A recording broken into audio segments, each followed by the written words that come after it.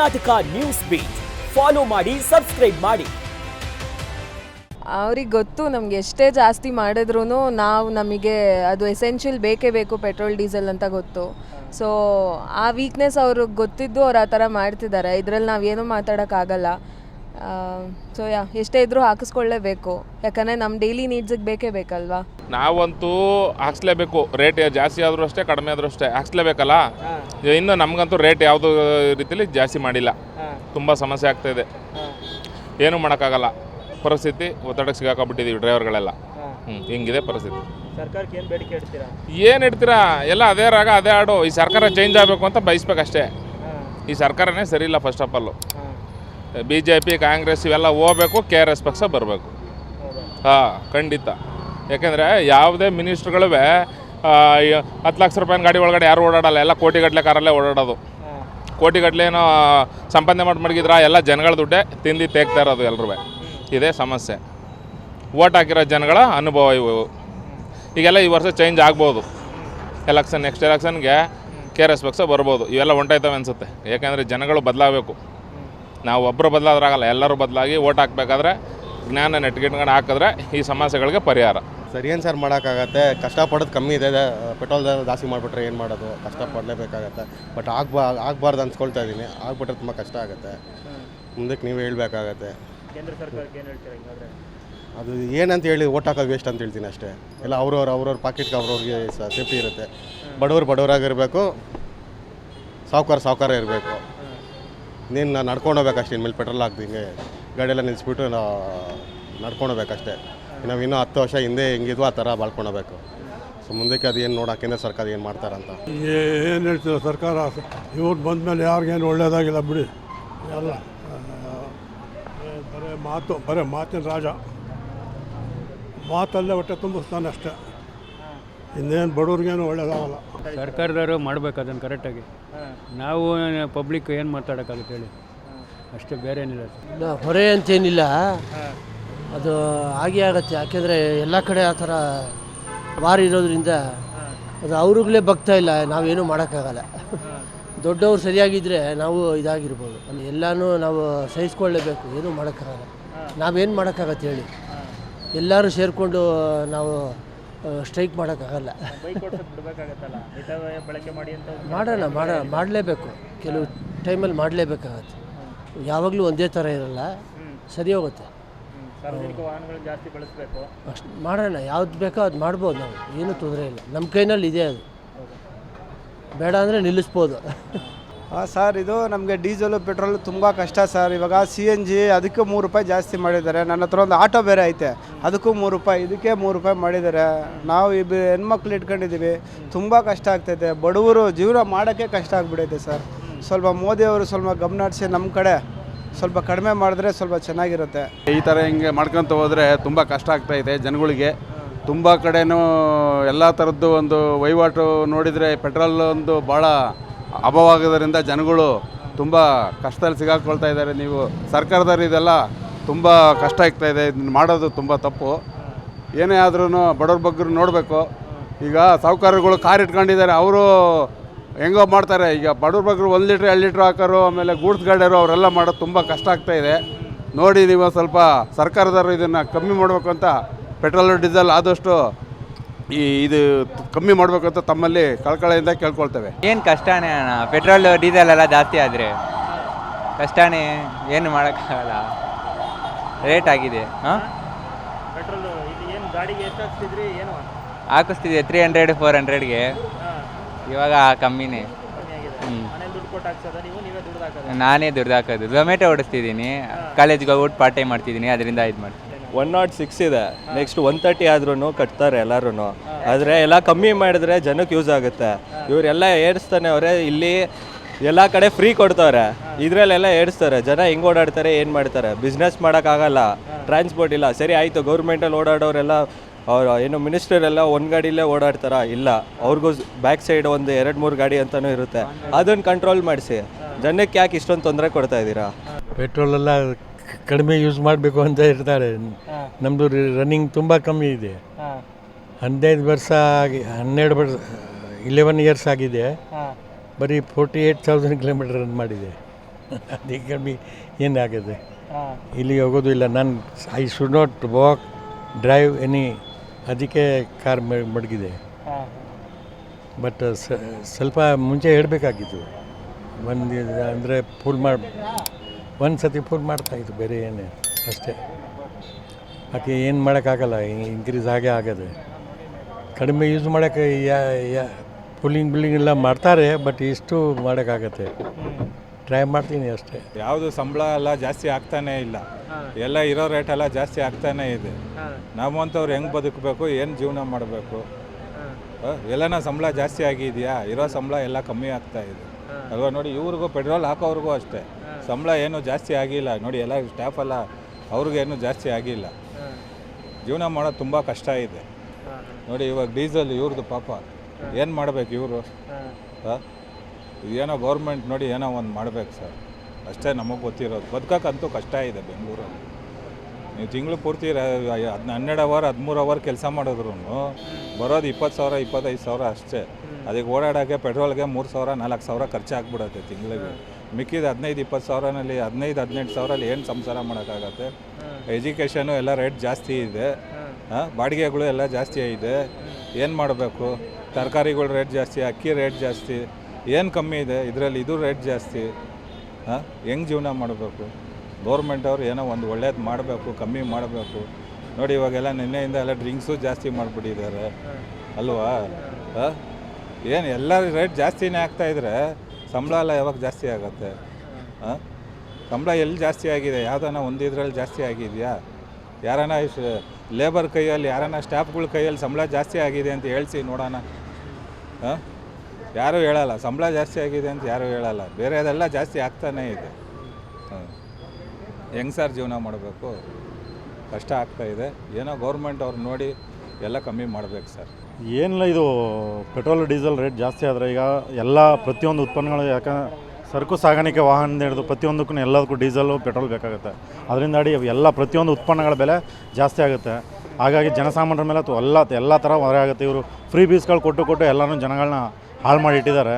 First ಇವು free ಬೀಸ್ಗಳನ್ನೆಲ್ಲ ತೆಗೆದು ಬಿಸಾಕ್ಬಿಟ್ಟು ಜನಸಾಮಾನ್ಯರಿಗೆ ಏನು ಬೇಕು, ಫಸ್ಟು ಮೆಡಿಕಲ್ಲು ಮತ್ತು ಬೇಸಿಕ್ ನೀಡ್ ಏನೇನಿದೆ ಅದನ್ನು ಕೊಟ್ಟರೆ ಸಾಕು. ಇವರು ಫ್ರೀ ಬೀಸ್ನೆಲ್ಲ ಕಿತ್ತಾಕ್ಬಿಟ್ಟು ಈ ಥರ ಏನು ಸೆಸ್ ಆಗ್ತಾರೆ ಸ್ಟೇಟ್ ಗೌರ್ಮೆಂಟು ಸೆಂಟ್ರಲ್ ಗೌರ್ಮೆಂಟ್, ಅದ್ರ ಮೇಲೆ ಕಡಿಮೆ ಹಾಕ್ಬಿಟ್ಟು ಜನಸಾಮಾನ್ಯರಿಗೆ ಅನುಕೂಲ ಮಾಡೋ ಥರ ಮಾಡಿಕೊಟ್ರೆ ತುಂಬ ಒಳ್ಳೆಯದಾಗುತ್ತೆ.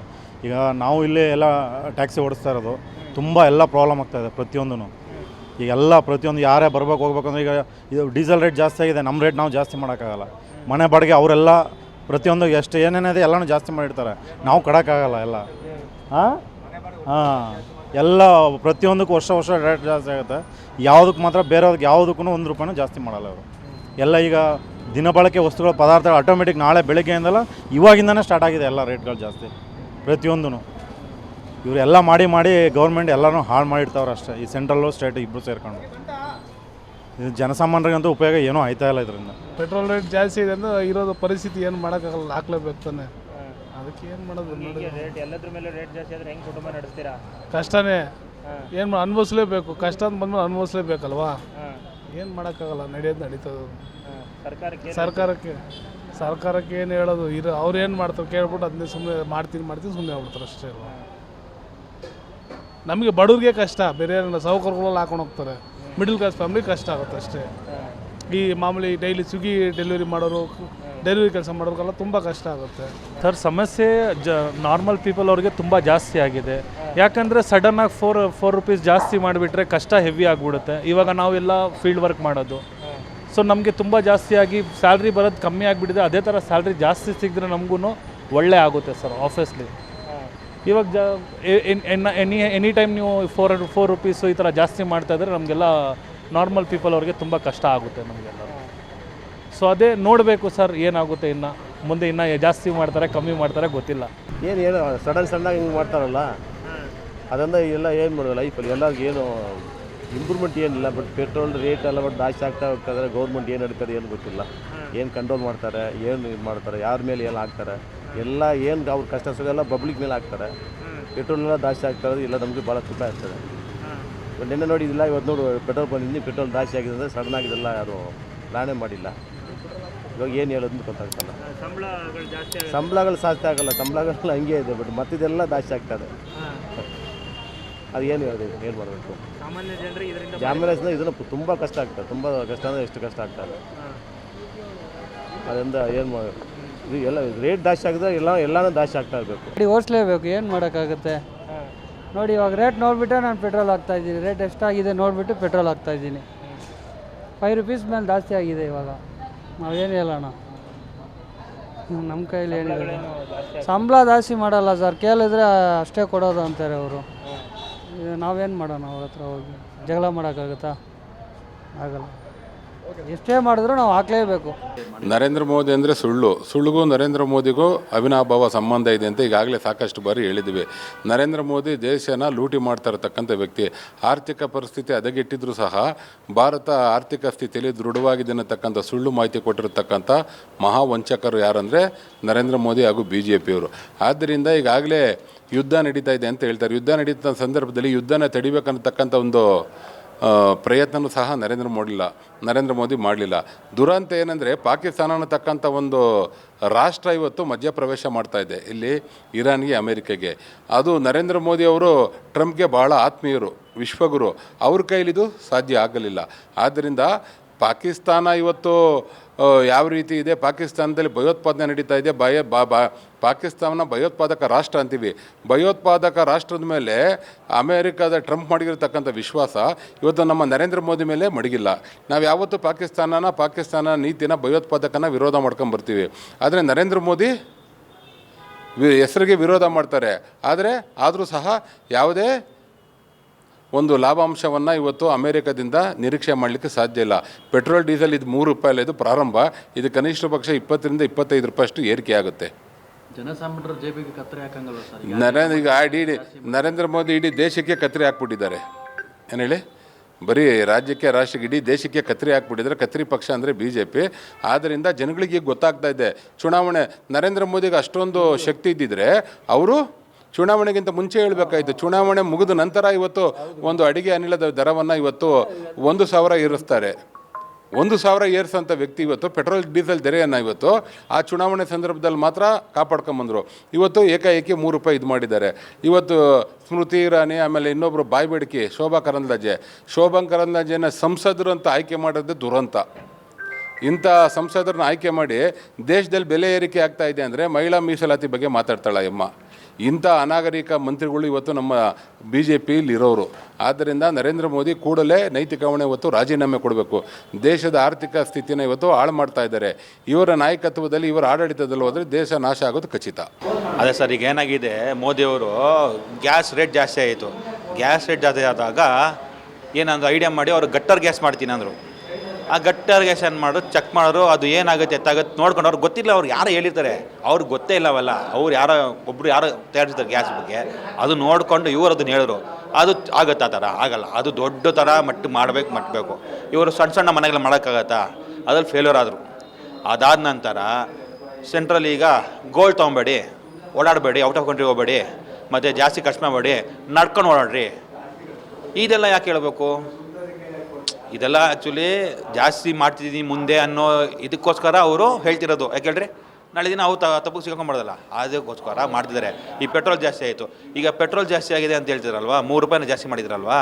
ಈಗ ಅದಕ್ಕೆ ಅಂತಾರೆ, ಈಗ ಗ್ಯಾಸ್ಗೆ ಗಟ್ಟರ್ ಗ್ಯಾಸ್ ಹಾಕಿ ಅಂದರು. ಈಗ ಅಲ್ಲಿಗೆ ಪೆಟ್ರೋಲ್ ಜಾಸ್ತಿ ಆದಮೇಲೆ ಅಂತಾರೆ ಕೆಮಿಕಲ್ ಹಾಕ್ಬಿಟ್ಟು ನೀರಲ್ಲಿ ಯೂಸ್ ಮಾಡ್ಕೊಂಡು ಓಡಾಡಿ ಅಂತ ಹೇಳ್ತಾರಾ?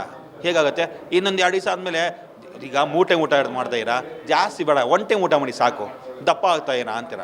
ನೆಕ್ಸ್ಟ್ ಏನು ಹೇಳ್ತಾರೆ, ಊಟನೇ ಬೇಡ, ಮೆಡಿಸನ್ ಒಂದು ಕೊಡ್ತೀನಿ, 50% ಒಂದು ಮೆಡಿಸನ್ ಕೊಡ್ತೀನಿ, ಅದು ತಿನ್ಕೊಂಡು ಓಡಾಡ್ಬಿಡಿ, ನಿಮಗೆ ತುಂಬ ಚೆನ್ನಾಗಿರ್ತೀವಿ ನಾವೆಲ್ಲ ಅಂತಾರೆ. ಇದೆಲ್ಲ ಎಷ್ಟು ಮಟ್ಟಿಗೆ ಸರಿ ಹೇಳಿ ಸರ್ ಅಲ್ವಾ? ಇವ್ರು ಮಾಡ್ತಾ ಇರೋದು ಸರಿನಾ? ಜನಗಳಿಗೆಲ್ಲ ತಿಳಿತಾ ಇದೆ. ನೆಕ್ಸ್ಟು ಲೋಕಸಭಾ ಚುನಾವಣೆಯಲ್ಲಿ ನಾವು ಖಂಡಿತ ಬಂದೇ ಬರ್ತೀವಿ. ಇದೇನಾಗಿದೆ ಯಾವುದಲ್ಲಿ ತಮಿಳ್ನಾಡಲ್ಲಿ, ಅದೇ ರೀತಿ ಅವರು ಕೂಡ ಸೋಲ್ತಾರೆ. ನಾವು ಈ ಸತಿ ಕಾಂಗ್ರೆಸ್ ಬಹುಮತನ ಖಂಡಿತ ಎತ್ತಿಡ್ದು ಆರಿಸಿ ಅನ್ನೋದು ನಾನು ನಿಮ್ಮ ಮುಖಾಂತರ ಹೇಳ್ತಾ ಇದ್ದೀನಿ ಸರ್. ಇವಾಗ ಮೋದಿಯವರು ಬರೀ ರೇಟ್ ಮಾಡೋದೇ ಜಾಸ್ತಿ ಆಗಿತ್ತು. ಅಚ್ಚೇ ದಿನ ಅಂತೇಳಿ ಯಾವತ್ತೂ ಇನ್ನೂ ಅಚ್ಚೇ ದಿನ ಬರ್ತಾನೆ ಇಲ್ಲ. ಇವತ್ತು ಭಾರತ ದೇಶ ಬಡತನದಲ್ಲಿ ಇರಬೇಕಾದ್ರೆ ಅದಕ್ಕೆ ಮೋದಿಯವರೇ ಕಾರಣ ಆಗ್ತಾಯಿದ್ದಾರೆ. ಇನ್ನೊಂದು ಅವ್ರು ಹಿಂದೂ ಮುಸ್ಲಿಮಾನ್ ಅಂತೇಳಿ ಈ ಮಧ್ಯದಲ್ಲಿ ಜಾತಿ ವ್ಯವಸ್ಥೆ ಜಾತಿ ತೆಗಿತಾ ಇದ್ದಾರೆ. ಇವತ್ತು ಹಿಜಾಬ್ ಹಾಕೋದು ಅವ್ರವ್ರ ಹಕ್ಕು ಇರುತ್ತದೆ. ಅದು ನಿಜಾಬ್ನ ಯಾರೂ ರದ್ದು ಮಾಡೋಕ್ಕಾಗಲ್ಲ. ಯಾಕಂದರೆ ಹಿಂದೂಗೊಂದು ಕಾನೂನು, ಮುಸ್ಲಿಮರಿಗೊಂದು ಯಾವತ್ತೂ ಇಲ್ಲ. ಎಲ್ಲರೂ ಈ ಭಾರತ ದೇಶದಲ್ಲಿ ಎಲ್ಲರೂ ಸಮಾನರು ಅಂತೇಳಿ ಎಲ್ಲರೂ ನೋಡ್ತಾರೆ. ನರೇಂದ್ರ ಮೋದಿ ಅವರು ಬಂದಾಗಿಂದ ಈ ದೇಶದಲ್ಲಿ ಅಚ್ಚೇ ದಿನ ಅಂತೇಳಿ ವರ್ಷಕ್ಕೆ ಇಷ್ಟು ಜನಕ್ಕೆ ಕೆಲಸ ಕೊಡ್ತೀನಿ, ಇಷ್ಟು ಜನಕ್ಕೆ ಹತ್ತಾರ್ತೀನಿ ಅಂತ ಹೇಳ್ತಾರೆ. ಮತ್ತು ಪೆಟ್ರೋಲ್ ಗಾಡಿ ಏನು ಓಡಾಡಬೇಡಿ, ಕಾರಲ್ಲಿ ಓಡಾಡಬೇಡಿ, ಪೆಟ್ರೋಲ್ ಖರ್ಚಾಗುತ್ತೆ ಅದು ಇದಂತೇಳಿ ಹೇಳ್ತಾನೆ ಇದ್ದಾರೆ. ಇವಾಗ ಓಡಾಡಿಲ್ಲ ಅಂದರೆ ನಮ್ಮ ದುಡ್ಡು ಹಾಕ್ಕೊಂಡು ನಾವು ಓಡಾಡ್ತೀವಿ, ಪೆಟ್ರೋಲ್ ಎಷ್ಟೇ ರೇಟ್ ಆದರೂ ಓಡಾಡ್ತಾರೆ ಅಂತ ಹೇಳ್ತಾರೆ. ಅದೇ 20 ಸಲ ರೇಟ್ ಮಾಡ್ತಾನೆ ಇದ್ದಾರೆ. ಇದು ಸರಿ ಇಲ್ಲ. ಇವತ್ತು ಬಡತನ ಜಾಸ್ತಿ ಆಗ್ತಾಯಿದೆ ಭಾರತ ದೇಶದಲ್ಲಿ. ಇವತ್ತು ಬಡವರಿಗೆ ಒಂದು ಉದ್ಯೋಗ ಕೊಡ್ತಾ ಇಲ್ಲ, ಒಂದು ಒಳ್ಳೆ ನೌಕರಿ ಕೊಡ್ತಾ ಇಲ್ಲ, ಏನು ಅನುಕೂಲನೂ ಮಾಡ್ತಾ ಇಲ್ಲ. ಇರೋದನ್ನೆಲ್ಲ ಸುಮ್ಮನೆ ಕಾಂಗ್ರೆಸ್ ಅವ್ರ ಮೇಲೆ ಇಲ್ದಿರೋದೆಲ್ಲ ಆರೋಪಗಳನ್ನ ಹೊಡೆಸ್ಕೊಂಡು ಮೋದಿಯವ್ರು ಮಾಡ್ತಾಯಿದ್ದಾರೆ. ಇವತ್ತು ಮೋದಿಯವ್ರು ಏನು ಮಾಡ್ತಾಯಿದ್ದಾರೆ ಅಂದರೆ ಏನಾದರೂ ಮಾಡಿ ಕಾಂಗ್ರೆಸ್ ಅವ್ರಿಗೊಂದು ಕೆಟ್ಟ ಹೆಸರು ತರಬೇಕಂತೇಳಿ ಇವತ್ತು ಭಾರತ ದೇಶದಲ್ಲಿ ಮೋದಿಯವರು ತರ್ತಾಯಿದ್ದಾರೆ. ಏನೇ ಮಾಡಿದ್ರು ಮೋದಿಯವ್ರ ಕೈಗೆ ಕಾಂಗ್ರೆಸ್ ಅವ್ರು ಕೆಟ್ಟ ಹೆಸರು ತರೋಕ್ಕೆ ಅವ್ರ ಕೈಲಿ ಆಗಲ್ಲ. ಮುಂದಿನ ದಿನಗಳೇ ನಮ್ಮ ರಾಹುಲ್ ಗಾಂಧಿ ಅವರು ಪ್ರಧಾನಮಂತ್ರಿ ಆಗೋಕ್ಕೆ ಅವ್ರ ಕೈಲಿ ತಪ್ಸೋಕ್ಕಾಗಲ್ಲ. ಕರ್ನಾಟಕದಲ್ಲೂ ನಮ್ಮ ಸರ್ಕಾರ ಬರುತ್ತೆ ಅಂತೇಳಿ ಈ ಸಂದರ್ಭ ಹೇಳ್ಬೇಕು. ದೇಶದ ಜನತೆಗೆ ಶಾಕ್ ಅಂತ ಹೇಳಿದೆ, ಇದೇನು ಫಸ್ಟ್ ಟೈಮ್ ಅಲ್ಲ. ಶಾಕ್ ಟ್ರೀಟ್ಮೆಂಟ್ ಒಂದ್ಸಲಿ ತೊಗೊಂಡ್ರೆ ಅದರ ಅನುಭವ ಇದಾಗಿರುತ್ತೆ. ಬಟ್ ಈಗ ಅಂದರೆ ಅದು ಹೊಸದಲ್ಲ. ಪೆಟ್ರೋಲ್ ಡೀಸೆಲ್ ಬೆಲೆ ಆಗಿರ್ಬೋದು, ಯಾವುದೇ ಬೆಲೆ ಆಗಿರ್ಬೋದು, ಅದನ್ನು ಹೆಚ್ಚಿಗೆ ಮಾಡ್ಕೊಂಡು ಹೋಗ್ತಾನೆ ಇದ್ದಾರೆ. ಜನಕ್ಕೆ ಅದು ಅನುಭವ ಆಗಿ ಅದನ್ನು ಅಕ್ಸೆಪ್ಟ್ ಮಾಡ್ಕೊಂಬಿಟ್ಟಿದ್ದಾರೆ. ಮೊನ್ನೆ ಎಲ್ಲ ಹೇಳ್ತಾರೆ ಮೋದಿಜಿಯವರು ಪೆಟ್ರೋಲ್ ಡೀಸೆಲ್ ಬಳಸೋದನ್ನು ಕಡಿಮೆ ಮಾಡಿ ಅಂತ. ಬಳಸೋದನ್ನು ಕಡಿಮೆ ಮಾಡೋದು ಕಷ್ಟ ಇದೆ. ಅದಕ್ಕೂ ಮುಂಚೆ ಇವರು ಏನು ಬೆಲೆ ಏರಿಕೆನ ಮಾಡಿದ್ದಾರೆ ಅದನ್ನು ಮೊದಲು ಕಡಿಮೆ ಮಾಡಲಿ, ಆಮೇಲೆ ದೇಶಕ್ಕೋಸ್ಕರ ನಾವು ಬಳಸೋದನ್ನು ಕಡಿಮೆ ಮಾಡಬೇಕಾ ಅಥವಾ ಏನು ಮಾಡಬೇಕು ಅನ್ನೋದನ್ನು ಯೋಚನೆ ಮಾಡ್ತೀವಿ. ಹಾಗಾಗಿ ಇವತ್ತು ದೇಶದ ಆರ್ಥಿಕ ಪರಿಸ್ಥಿತಿ ಎಷ್ಟು ಹದಗೆಟ್ಟಿದೆಯೋ ಅದೇ ರೀತಿ ಪ್ರತಿಯೊಬ್ಬ ಮಧ್ಯಮ ಕುಟುಂಬ ಏನಿದೆ, ಮಿಡಲ್ ಕ್ಲಾಸ್ ಪೀಪಲ್, ಅವರ ಆರ್ಥಿಕ ಪರಿಸ್ಥಿತಿ ಕೂಡ ಮೋದಿಯವರ ಹಲವಾರು ಈ ಯೋಜನೆಗಳೇನಿದೆ, GST ಆಗಿರ್ಬೋದು, ಪ್ರತಿಯೊಂದು ಇದರಿಂದ ಇವತ್ತು ಸಫರ್ ಆಗ್ತಿರೋದು ನಮ್ಮಂಥ ಮಿಡಲ್ ಕ್ಲಾಸ್ ಜನ. ಅಂಬಾನಿ, ಅದಾನಿ ಅಂತವರೆಲ್ಲ ಹೇಗಿದ್ರೋ ಹಾಗೆ ಇದ್ದಾರೆ. ಹೇಳಿ, ದೇಶದ ಜನರಿಗೆ ಹೇಳ್ತಿದ್ದಾರಲ್ಲ ಪೆಟ್ರೋಲ್ ಡೀಸೆಲ್ ಕಡಿಮೆ ಮಾಡಿ, ಗೋಲ್ಡ್ ತೊಗೋಬೇಡಿ ಅಂತ ಹೇಳ್ತಿದ್ದಾರಲ್ಲ, ದೊಡ್ಡವ್ರಿಗೆ ಹೇಳಿ, ಅಂಬಾನಿಯವ್ರಿಗೆ ಹೇಳಿ, ಅದಾನಿಯವ್ರಿಗೆ ಹೇಳಿ. ಬ್ಲೌಸ್ ಹೊಲ್ಸ್ಕೊತಿದ್ದಾರೆ, ಚಿನ್ನದಲ್ಲಿ ವಜ್ರ ವೈಡೂರ್ಯಗಳನ್ನ ಜೋಡಿಸ್ಕೊಂಡು ಬ್ಲೌಸ್ ಹೊಲ್ಸ್ಕೊತಿದ್ದಾರೆ, ಅಂಥವ್ರಿಗೆ ಹೇಳಿ. ಅಂಥವ್ರು ದೇಶಕ್ಕೋಸ್ಕರ ಕೊಡಲಿ, ಅವ್ರ ಹತ್ರ ಇರೋ ಸಾವಿರಾರು ಕೋಟಿ ಆಸ್ತಿ ಮಾಡಿದಾರಲ್ಲ ಕೊಡಲಿ ದೇಶಕ್ಕೆ. ಅವಾಗೆಲ್ಲ ಕೊಟ್ಟಿರಲಿಲ್ವಾ ದೇಶಭಕ್ತರು? ದೇಶಕ್ಕೋಸ್ಕರ ಕೊಟ್ಟರು, ಇವತ್ತು ಕೊಡಲಿ ಬಿಡಿ. ಹಂತವಾಗಿ ಪೆಟ್ರೋಲ್ ಡೀಸೆಲ್ಲು ರೇಟ್ ಜಾಸ್ತಿ ಆದಾಗೆಲ್ಲ ನಾವು ಸರ್ಕಾರಕ್ಕೆ ಮನವಿ ಕೊಟ್ಟು ನಮ್ಮ ಮೀಟ್ರ್ ದರನ ಎಕ್ಕಿಸ್ತಾ ಇದ್ದೋ. ಲಾಸ್ಟ್ ಟೈಮು ಸುಮಾರು 9 ವರ್ಷದಿಂದ ನಮಗೆ ಮೀಟ್ರ್ ದರ ಎಕ್ಕಿಸದೇ ಇರೋದ್ರಿಂದ ಈಗ ನಮಗೆ 18 ರೂಪಾಯಿ 36 ರೂಪಾಯಿ ಅನ್ನೋ ಥರ ಮಾಡಿಕೊಟ್ರು. ಈಗ ಮತ್ತೆ ಎವ್ರಿ ಮಂತು 1ನೇ ತಾರೀಕು ಬಂದರೆ ನಮ್ಮ ಚಾಲಕರಿಗೆ ಒಂಥರ ಭಯ ಇರುತ್ತೆ. ಯಾತಕ್ಕೆ ಅಂತೇಳಿದರೆ ಯಾವಾಗಪ್ಪ ಡೀಸೆಲು ಪೆಟ್ರೋಲ್ ರೇಟ್ ಜಾಸ್ತಿ ಆಗುತ್ತೆ ಅಂಥೇಳಿ. ಇವತ್ತು LPG ಇರಲಿ, ಗ್ಯಾಸ್ ಇರಲಿ, ತಿಂಗಳು ರೇಟ್ ಜಾಸ್ತಿ ಆಗ್ತದೆ. ಈ ನಡುವೆ ಒಂದು 3-4 ತಿಂಗಳಿಂದ ಸುಮಾರು 28 ರೂಪಾಯಿಂದ 30 ರೂಪಾಯಿ ಜಾಸ್ತಿ ಆಗೋಯ್ತು. ಇದು ಭಾಳಷ್ಟು ಕಷ್ಟ ಆಗ್ತಾಯಿದೆ ಚಾಲಕರಿಗೆ. ದಿನನಿತ್ಯ ಅವರು ಗಾಡಿ ಓಡಿಸಿ ಸಂಪಾದನೆ ಮಾಡಿದ್ರೇ ಅವ್ರಿಗೆ ಊಟ ಸಿಕ್ಕೋದು. ಈಗ ಏನಾಗುತ್ತೆ ಅಂತೇಳಿದ್ರೆ, ಈಗ ನಮ್ಮ ಚಾಲಕರು ಮಕ್ಕಳು ಕೂಡ ಸ್ಕೂಲು ಕಾಲೇಜೆಲ್ಲ ಓದಬೇಕು ಅಂತ ಹೇಳಿದಾಗ ಬರೋ ಸಂಪಾದನೆಯಲ್ಲಿ ಅವರು ಅದನ್ನು ಮಾಡ್ಕೊಳ್ಳೋಕ್ಕಾಗದೇ ಇರೋದು ಭಾಳ ಕಷ್ಟ ಆಗ್ತಾಯಿದೆ. ಈ ನಡುವೆಯಲ್ಲಿ ಈಗ ಭಾಳಷ್ಟು ಜನ EVಗೆ ಕನ್ವರ್ಟ್ ಆಗೋಣ ಅನ್ನೋ ಥರ ಮಾತಾಡ್ತಾಯಿದ್ದಾರೆ. ಆದರೆ ಈಗ EV ಕನ್ವರ್ಟ್ ಆಗಬೇಕಂತೇಳಿದ್ರೆ 1,80,000, 1,90,000, 2 ಲಕ್ಷವರೆಗೂ ಇದೆ. ಆ ಥರ ನೋಡಿದ್ರೆ ಈಗ CNG ಗಾಡಿಯೆಲ್ಲ ಬಂದ್ಬಿಟ್ಟು LPG CNG ಗಾಡಿಗಳು 2,75,000 ರೂಪಾಯಿ ಎಲ್ಲ ಸಿಗುತ್ತೆ. ಇದನ್ನು ನೋಡಿದ್ರೆ ಅದು ಕಷ್ಟ ಆಗುತ್ತೆ. ಈಗ ಗಾಡಿ ಹಳೇದಾಗಿರೋ ಗಾಡಿಗೆ ಹೊಸ ಗಾಡಿ ಮಾಡ್ಬೇಕಾದ್ರೆ 2 ಲಕ್ಷ ಖರ್ಚು ಮಾಡಬೇಕಾಗುತ್ತೆ. ಅದರಿಂದ ಈಗ ಕೆಲವರು EV ವೆಹಿಕಲ್ಗೆ ಬರ್ತಾಯಿದ್ದಾರೆ. ಈಗ EV ವೆಹಿಕಲ್ ಅಂತ ಹೇಳಿದ್ರೆ ಇದನ್ನು ಚಾರ್ಜಿಂಗ್ ಸ್ಟೇಷನ್ಗಳು ಭಾಳ ಕಡಿಮೆ ಇದೆ, ಅದನ್ನು ಕಷ್ಟ ಇದೆ. ಆ ಕಷ್ಟ ಇರೋದ್ರಿಂದ ಮನೆಯಲ್ಲಿ ಯಾರ ಮನೆಯಲ್ಲಿ ಚಾರ್ಜಿಂಗ್ ಫೆಸಿಲಿಟೀಸ್ ಇದೆ ಅಂಥವರೆಲ್ಲ ಗಾಡಿ ತೊಗೋತಾ ಇದ್ದಾರೆ. ಇದನ್ನು ಚಾರ್ಜಿಂಗ್ ಮಾಡಿಕೊಂಡು ಗಾಡಿ ಓಡಿಸ್ತಾ ಇದ್ದಾರೆ. ಈಗ ಹಳೆ ಗಾಡಿ ಇಟ್ಕೊಂಡಿರೋರಿಗೆ ನೀವೇ ಪೆಟ್ರೋಲ್ ಬಂಕಲ್ಲಿ ಹೋಗಿ ನೋಡಿ ಕ್ಯೂಗಟ್ಟಲೆ ಇರುತ್ತೆ. ಭಾಳ ಕಷ್ಟಪಡ್ತಾ ಇದ್ದಾರೆ. ಅಣ್ಣ ತಮ್ಮ ಥರ ಇದ್ದಾರೆ. ಅವರು ಹೇಳ್ತಾರೆ, ನಿಮ್ಗಾದರೆ ಎಲೆಕ್ಟ್ರಿಕ್ ಗಾಡಿ ಸ್ವಲ್ಪ ಇದು ಮಾಡ್ತೀರಾ, ನಮ್ಮ ಮನೆಗೆ ಓಡಿಸೋದೇ ತುಂಬ ಕಷ್ಟ ಆಗ್ಬಿಟ್ಟಿದೆ. ಮಕ್ಕಳು ಇನ್ನೇನು ಇವಾಗ ಅಡ್ಮಿಷನ್ ಓಪನ್ ಆಗಿದೆ, ಫೀಸ್ ಕಟ್ಟೋಕ್ಕೆ ಕಷ್ಟ ಆಗ್ತಾಯಿದೆ, ಬುಕ್ಸ್ಗಳಿಗೆ ಪ್ರಾಬ್ಲಮ್ ಆಗ್ತಾಯಿದೆ, ಮನೆ ಬಾಡಿಗೆ ಕಟ್ಟೋಕ್ಕಾಗ್ತಾಯಿಲ್ಲ ಅಂತ ತುಂಬ ಅವ್ರು ಪರದಾಡ್ತಾ ಇದ್ದಾರೆ. ಗಂಟೆ ಕ್ಯೂವಲ್ಲಿ ನಿಂತ್ಕೊಂಡು ಊಟ ನೀರು ಇಲ್ದಿರೋ ತುಂಬ ಅನುಭವಿಸ್ತಾ ಇದ್ದಾರೆ. ಅವ್ರಿಗೇನಾದರೂ ಒಂದು ಪರಿಹಾರ ಮಾಡಿಕೊಟ್ರೆ ತುಂಬ ಅನುಕೂಲ ಆಗುತ್ತೆ ಗೌರ್ಮೆಂಟ್ ಕಡೆಯಿಂದ. ಅಗತ್ಯ ವಸ್ತುಗಳು ಬೆಲೆ ಏರಿಕೆ ಹೌದು, ಭಾಳ ಜಾಸ್ತಿ ಆಗಿದೆ, ಎಲ್ಲನೂ ಜಾಸ್ತಿ ಆಗಿದೆ. ಹೌದು, ಜಾಸ್ತಿ ಆಗಿದೆ. ಸ್ಕೂಲ್ ಫೀಸ್ಗಳು ಜಾಸ್ತಿ ಇದೆ. ಅವರು ತುಂಬ ಕಷ್ಟಪಡ್ತಾ ಇದ್ದಾರೆ. ಇದು ಮಾಡ್ಕೊಂಡು ಯಾವುದೆಲ್ಲಾದ್ರೂ ಸ್ವಲ್ಪ ಕಮ್ಮಿ ಮಾಡಿದ್ರೆ ತುಂಬ ಅನುಕೂಲ ಆಗುತ್ತೆ. ಎಣ್ಣೆ ಏನೇ ಒಂದು ತೊಗೊಳ್ಬೇಕಂದ್ರೆ ಭಾಳ ಕಷ್ಟ ಆಗಿದೆ. ಸೆಂಟ್ರಲ್ ಗೌರ್ಮೆಂಟ್ ಸ್ಟೇಟ್ ಗೌರ್ಮೆಂಟ್ ಮೇಲೆ ಹಾಕ್ತಾರೆ. ಸ್ಟೇಟ್ ಗೌರ್ಮೆಂಟ್ ಅವರು ಸೆಂಟ್ರಲ್ ಗೌರ್ಮೆಂಟ್ ಹೌದು, ಯಾರು ಏನು ಮಾಡ್ತಾ ಇಲ್ಲ, ಅನುಭವಿಸ್ತಾರೆ, ನಾವು ಅನುಭವಿಸ್ತಾ ಇದ್ದೀವಿ. ಯಾವ ಕಡೆಯಿಂದ ನಮ್ಗೆ ಅನುಕೂಲ ಇಲ್ಲ. ಇದು ಮಾಡಿ ಸರ್ಕಾರಕ್ಕೆ ಏನು ಹೇಳೋದು ಅಂತಂದರೆ ಯಾರಾದರೂ ಒಂದು ಡಿಸಿಷನ್ ಅವ್ರು ತೊಗೊಳ್ಬೇಕು, ಸ್ವಲ್ಪ ಇದ್ರ ಬೆಲೆ ಇಳಿಸ್ಬೇಕು.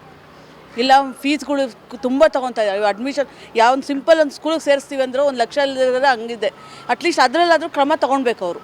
ಇಲ್ಲ ಆಮೇಲೆ ಹಾಸ್ಪಿಟ್ಲು ಸಿವಿಯರ್ ಇದಕ್ಕೆ ಏನೂ ಅದು ಕ್ರಮ ತೊಗೊತಾ ಇಲ್ಲ. ಇವಾಗ ಆ್ಯಕ್ಚುಲಿ ನಾನು ಒಂದು ಕ್ಯಾನ್ಸರ್ ಪೇಷೆಂಟು, ನಾನು ಟ್ರೀಟ್ಮೆಂಟಿಗೆ ತುಂಬ ಕಾಸ್ಟ್ಲಿ ಇದೆ. ಅದರಲ್ಲಾದರೂ ಒಂದು ಕಮ್ಮಿ ಮಾಡೋದು ತುಂಬ ಅನುಕೂಲ ಆಗುತ್ತೆ. ಏನು ಗೌರ್ಮೆಂಟ್ ಅವ್ರು ಏನು ಮಾಡ್ತಾ ಇಲ್ಲ ಚಾಲಕರಿಗೆ. ನಾನಿವಾಗ ಇಲ್ಲಿವರೆಗೂ 40 ವರ್ಷ ಆಟೋ ಚಾಲಕ, ಅಲ್ಲಿಂದ ಇದೇ ಜೀವನ ಮಾಡ್ತಾಯಿದ್ದೀವಿ, ಆಟೋ ಓಡಿಸ್ಕೊಂಡೇ ಜೀವನ ಮಾಡ್ತಾಯಿದ್ದೀವಿ. ಇವಾಗ ತುಂಬ ಕಷ್ಟ ಆಗ್ತಾಯಿದೆ ಜೀವನ ಮಾಡಲಿಕ್ಕೆ. 1 ಲೀಟ್ರು ಗ್ಯಾಸ್ ಇದ್ದಿದ್ದು 60 ರೂಪಾಯಿ ಇತ್ತು, ಈಗ ಒಂದೇ ಸರಿ 120 ರುಪೀಸು ಗ್ಯಾಸ್ ರೇಟ್ ಆಗೋಗಿದೆ. ಒಂದು ದಿವಸಕ್ಕೆ 800 ರುಪೀಸ್ ಗ್ಯಾಸ್ ಹಾಕಬೇಕಾಗಿದೆ. ಹಾಗಾಗಿ ಮನೆಗೆ ತೊಗೊಂಡೋಗಿ ಏನೂ ಆಗ್ತಾಯಿಲ್ಲ. ಅಟ್ಲೀಸ್ಟ್ ಮನೆಗೆ ಒಂದು 500 ರೂಪಾಯಿ ನಮ್ಮದು ಅಂತ ತೊಗೊಂಡೋದ್ರೆ ನಮ್ದು ಏನೋ ಒಂದು ಸ್ವಲ್ಪ ಅಷ್ಟೋ ಜೀವನ ನಡೀತೆ. ಮನೆ ಬಾಡಿಗೆ ಕಟ್ಟಬೇಕು, ಪ್ರತಿಯೊಂದು ಎಲ್ಲ ಇದರಲ್ಲೂ ನಮಗೆ ಅಷ್ಟು ಸಮಸ್ಯೆ ಆಗಿಬಿಟ್ಟಿದೆ. ಏನು ಮಾಡೋದಕ್ಕೂ ಆಗ್ತಾಯಿಲ್ಲ. ಒಂದು ಕಡೆ ಬಾಡಿಗೆ ಹೋದರೆ ಒಂದು ಕಡೆ ಬಾಡಿಗೆ ಸಿಗೋಲ್ಲ, ಆ ಥರ ಆಗಿದೆ. ಈ ಬೈಕ್ ಟ್ಯಾಕ್ಸಿಗಳಿಂದ ನಮಗೆ ತುಂಬ ಎಫೆಕ್ಟ್ ಆಗಿಬಿಟ್ಟಿದೆ, ಬಾಡಿಗೆಗಳು ಸಿಗೋಲ್ಲ. ಈ ಗ್ಯಾಸ್ ರೇಟ್ ಓವರ್ ಆಗಿರೋದ್ರಿಂದ ನಮಗೆ ಏನು ಮಾಡಲಿಕ್ಕೂ ಆಗ್ತಾಯಿಲ್ಲ. ಮನೆಗೆ ಅಟ್ಲೀಸ್ಟ್ ಒಂದು 1,000 ರೂಪಾಯಿ ಒಂದು ಡ್ರೈವರ್ ಅಂದರೆ 1,000 ರೂಪಾಯಿ ತೊಗೊಂಡೋದ್ರೆ ತಾನೇ ಒಂದು ಜೀವನ ನಡೆಯೋದು. ಅಷ್ಟು ತೊಗೊಂಡೋಗಿಲ್ಲ ಅಂದರೆ ಪ್ರಯೋಜನ ಏನು? ಆ ಥರ ಆಗಿಬಿಟ್ಟಿದೆ ನಮ್ಮ ಸಮಸ್ಯೆ. ಈಗ ಅದಕ್ಕೆ ಯಾರು ಪರಿಹಾರನೂ ಇದು ಮಾಡ್ತಾಯಿಲ್ಲ. ಯಾವ ಯೂನಿಯನಲ್ಲಿ ಹೋದ್ರೂ ಅವ್ರು ಏನೋ ಇದು ಮಾಡೋಕ್ಕಾಗ್ತಾಯಿಲ್ಲ ಅವ್ರ ಕೈನಲ್ಲಿ. ಏನೋ ಸರ್ಕಾರ ಕಡೆಯಿಂದ ಒಂದು ಅನುಕೂಲ ಆಗಿ ಏನೋ ಒಂದು ಆದರೆ ಒಳ್ಳೇದು ಮಾಡಿದ್ರೆ ಎಲ್ಲರಿಗೂ ನಮ್ಮಿಂದ, ನಮ್ಮ ಜನಗಳಿಂದ ಒಂದು ಡ್ರೈವರ್ಗಳಿಗೆ ಅನುಕೂಲ ಆಗುತ್ತೆ. ಹಾಗಾಗಿ ನಾವು ಏನು ಮಾಡಲಿಕ್ಕೂ ಸಾಧ್ಯ ಇಲ್ದಂಗೆ ಆಗ್ಬಿಟ್ಟೈತೆ. ಸರ್ಕಾರಕ್ಕೆ ಏನಂತ ಸರ್ಕಾರ ಅವರು ಎಚ್ಚೆತ್ಕೊಂಡು ನಮ್ಮ ಬಗ್ಗೆ ಅವರು ಕಾಳಜಿ, ನಮ್ಮ ಆಟೋ ಡ್ರೈವರ್ಗಳ ಬಗ್ಗೆ ಯಾರೂ ಸರ್ಕಾರ ಜವಾಬ್ದಾರಿನೇ ತಗೊಳ್ತಾ ಇಲ್ಲ. ಯಾರಾದರೂ ಬಂದು ನಮ್ಮ ಆಟೋ ಡ್ರೈವರ್ಗಳು ಅಂತೇಳಿ ಯಾರ ಒಬ್ಬರು ಶಾಸಕ ಯಾರೇ ಆಗಲಿ ಬಂದು ನಿಮ್ಮ ಆಟೋಗಳ ಡ್ರೈವರ್ಗಳ ಸಮಸ್ಯೆ ಏನು ಅಂತ ಯಾರೂ ಕೇಳ್ತಾ ಇಲ್ಲ. ನಾವೇನು ಮಾಡ್ಬೇಕು ಹೇಳಿ? ಸುಮ್ಮನೆ ಹಿಂಗೆ ಅಲ್ಕೊಂಡಿರ್ಬೇಕಷ್ಟೇ. ಓಟ್ಗೋಸ್ಕರ ಬರ್ತಾರೆ. ಹಾಂ, ಅವ್ರು ಓಟ್ಗೋಸ್ಕರ ಬರ್ತಾರೆ, ಅವ್ರು ಗೆಲ್ಲಿಸ್ಕೊತಾರೆ, ಹೋಗ್ತಾರೆ. ಬಂದು ನಿಮ್ಮ ಸಮಸ್ಯೆ ಏನರಪ್ಪ, ನೀನೇನಾಗಿದೆ? ಈಗ ಎಷ್ಟು ಸಾವಿರಾರು ಜನ ಲೈನಲ್ಲಿ ನಿಂತಿದ್ದಾರೆ ಗೊತ್ತಾ? ಒಂದೊಂದು ಪೆಟ್ರೋಲ್ ಬಂಕಲ್ಲಿ 200 ಜನ 300 ಜನ ನಿಂತ್ಕೊಂಡು ಗ್ಯಾಸ್ ಹಾಕ್ತಾರೆ. ಒಂದು ದಿವಸ ಎಲ್ಲ ಅಲ್ಲೇ ಮುಗಿದೋಗುತ್ತೆ. ನಾವೇನು ಜೀವನ ಮಾಡೋದು ಅವಾಗ? ಗ್ಯಾಸೇ ಹಾಕ್ಸೋಣ? ಇಲ್ಲ, 800 ರೂಪಾಯಿ ಗ್ಯಾಸ್ ಹಾಕಬೇಕು ಒಂದು ದಿವಸಕ್ಕೆ. 500-600 ದುಡಿಬೇಕು ಅಂದರೆ 800 ರೂಪಾಯಿ ಗ್ಯಾಸ್ ಹಾಕಬೇಕು. 120 ರೂಪಾಯಿ ಪರ್ ಲೀಟರ್ ಆಗಿದೆ. ನಾವು ಎಲ್ಲಿಂದ ಗ್ಯಾಸ್ ಹಾಕೋದು? ಇದು ಮಾಡೋದು. LPG ಇತ್ತು, ಇವಾಗ CNG ಮಾಡಿದ್ದಾರೆ. ಈಗ CNG ತೊಗೊಂಡಿರೋರು ಓಕೆ, LPG ಅವ್ರ ಕತೆ ಏನಾಗಬೇಕು? ಈ ಥರ ಆಗೋಗಿದೆ. ಜಾಸ್ತಿ LPG ಅವರೇ ಜನ ಒದ್ದಾಡ್ತಾ ಇರೋದು ಇವಾಗ. ಪೆಟ್ರೋಲ್ ಮತ್ತು ಡೀಸೆಲ್ನ ದರ 3 ರೂಪಾಯಿಯನ್ನು ಏರಿಕೆ ಮಾಡಿ ಕೇಂದ್ರ ಸರ್ಕಾರ ಆದೇಶವನ್ನು ಹೊರಡಿಸಿರ್ತಕ್ಕಂಥದ್ದು. ಈಗಾಗಲೇ ಏನು ಅಮೆರಿಕ ಮತ್ತು ಇರಾನ್ ಯುದ್ಧದ ಉದ್ವಿಗ್ನತೆ ಜಾಗತಿಕ ಮಟ್ಟದಲ್ಲಿ ದೊಡ್ಡ ಮಟ್ಟದಲ್ಲಿ ಆಗಿರ್ತಕ್ಕಂಥ ಹಿನ್ನೆಲೆಯಲ್ಲಿ ಕಚ್ಚಾ ತೈಲದ ಭಾರಿ ಅಸ್ಥಿರತೆ ಉಂಟಾದ ಪರಿಣಾಮವಾಗಿ ಈಗಾಗಲೇ ಪೆಟ್ರೋಲ್ ಮತ್ತು ಡೀಸೆಲ್ನ ದರದಲ್ಲಿ ಏರಿಕೆ ಆಗಿರ್ತಕ್ಕಂಥದ್ದು. ಜನರಲ್ಲಿ ಭಾಳಷ್ಟು ದೊಡ್ಡ ಮಟ್ಟದಲ್ಲಿ ಒಂದು ಆತಂಕ ಉಂಟಾಗಿರ್ತಕ್ಕಂಥದ್ದು. ಅಮೆರಿಕ ಮತ್ತು ಇರಾನ್ ಯುದ್ಧದ ಪರಿಣಾಮವಾಗಿ ಯುದ್ಧದಿಂದ ಹಮಾಜ್ ಏನು ಜಲಸಂಧಿ ಏನಿತ್ತು ಇದರ ಬಂದಾಗಿರ್ತಕ್ಕಂಥದ್ದು. ಇದರಿಂದಾಗಿ ಜಾಗತಿಕವಾಗಿ ಏನು ತೈಲ ಏನು ಸರಬರಾಜು ಆಗ್ತಿತ್ತು, ಇದಕ್ಕೆ ವ್ಯತ್ಯಯ ಉಂಟಾಗಿರ್ತಕ್ಕಂಥದ್ದು. ಭಾರತದಲ್ಲೂ ಕೂಡ ಇಂಧನದ ಬೆಲೆ ಮೇಲೆ ಈಗಾಗಲೇ ದೊಡ್ಡ ಮಟ್ಟದ ಪರಿಣಾಮವನ್ನು ಬೀರಿದ್ದು, ಇದರಾಗಿ ಕಾರಣದಿಂದಾಗಿ ತೈಲ ಉತ್ಪನ್ನಗಳ ಏನು ಕಂಪನಿಗಳು ಈಗ ಸಾಮಾನ್ಯವಾಗಿ ದರವನ್ನು ಏರಿಕೆ ಮಾಡಿರ್ತಕ್ಕಂಥದ್ದು. 3 ರೂಪಾಯಿ ಹೆಚ್ಚಳ ಆಗಿರ್ತಕ್ಕಂಥದ್ದು. CNG ಕೂಡ ಪ್ರತಿ ಏನು ಕಿಲೋಗ್ರಾಮ್ಗೆ 2 ರೂಪಾಯಿಗೆ ಏರಿಕೆ ಆಗಿರ್ತಕ್ಕಂಥದ್ದು. ಜಾಗತಿಕವಾಗಿ ಇಂಧನದ ಬೆಲೆ ಏನು ಅಮೆರಿಕದಲ್ಲಿ 45% ಇದ್ದರೆ ಸ್ಪೇನ್ ಮತ್ತು 34% ಇರ್ತಕ್ಕಂಥದ್ದು. ಈ ರೀತಿಯಾಗಿ ಏನು ದೇಶದಿಂದ ಏನು ಬೇರೆ ದೇಶಗಳಿಂದ ಪೆಟ್ರೋಲ್ ಮತ್ತು ಡೀಸೆಲನ್ನು ನಾವು ತರಿಸ್ಕೊಳ್ಳೋಕ್ಕೆ ಒಂದು ರೀತಿ ಅಸ್ಥಿರತೆ ಏನು ಸರ್ವಿಸ್ ಸರಿಯಾಗಿ ಸಿಗ್ತಾ ಇಲ್ಲ ಹಿನ್ನೆಲೆಯಲ್ಲಿಗೆ ಈಗಾಗಲೇ ದೇಶದಲ್ಲಿ ಪೆಟ್ರೋಲ್ ಮತ್ತು ಡೀಸೆಲ್ನ ದರ ಏರಿಕೆ ಆಗಿರ್ತಕ್ಕಂಥದ್ದು. ಈಗಾಗಲೇ ಭಾರತದಲ್ಲಿ ಏನು ಪೆಟ್ರೋಲ್ ಡೀಸೆಲ್ ದರ ಏರಿಕೆ ಆಗಿದ್ದರಿಂದಾಗಿ ಸಾರ್ವಜನಿಕ ವಲಯದಲ್ಲಿ ಕೂಡ ಆತಂಕ ವ್ಯಕ್ತ ಆಗಿರ್ತಕ್ಕಂಥದ್ದು. ಇದೇ ರೀತಿ ಆದರೆ ದಿನನಿತ್ಯದ ವಸ್ತುಗಳ ಮೇಲೂ ಸಹ ದರ ಏರಿಕೆ ಆಗುವಂಥ ಎಲ್ಲ ಸಾಧ್ಯತೆಗಳು ಇರ್ತಕ್ಕಂಥದ್ದು. ಈಗಾಗಲೇ ದೇಶದ ಪ್ರಧಾನಿಗಳು ಒಂದು ಪೆಟ್ರೋಲ್ ಮತ್ತು ಡೀಸೆಲನ್ನು ಮಿತವ್ಯಯವಾಗಿ ಬಳಕೆಯನ್ನು ಮಾಡಿ ಅನ್ನುವಂಥ ಒಂದು ಸಂದೇಶವನ್ನು ಸಹ ಕೊಟ್ಟಿರ್ತಕ್ಕಂಥದ್ದು. ಈಗಾಗಲೇ ಸಾರ್ವಜನಿಕ ವಲಯದಲ್ಲೂ ಕೂಡ ಏನು ಒಂದು ಆತಂಕ ವ್ಯವಸ್ಥೆ ಆಗಿರ್ತಕ್ಕಂಥದ್ದು. ಇದೇ ರೀತಿ ಪರಿಣಾಮ ಮುಂದುವರೆದರೆ ಏನು ಮುಂದಿನ ದಿನಗಳಲ್ಲಿ ಜನರು ಒಂದು ರೀತಿಯ ಜೀವನ ನಡೆಸುವುದು ಹೇಗೆ ಅನ್ನುವಂಥ ಒಂದು ಆತಂಕವನ್ನು ಈಗಾಗಲೇ ಆತಂಕದ ಮಾತುಗಳನ್ನು ನಮ್ಮ ಜೊತೆಗೆ ಆಡ್ತಾ ಇರುವಂಥದ್ದು. ಕ್ಯಾಮ್ರಾ ಪರ್ಸನ್ ಪವನ್ ಜೊತೆ Kiran Kanmane, Karnataka news beat, Bengaluru. Karnataka news beat follow ಮಾಡಿ, ಸಬ್ಸ್ಕ್ರೈಬ್ ಮಾಡಿ.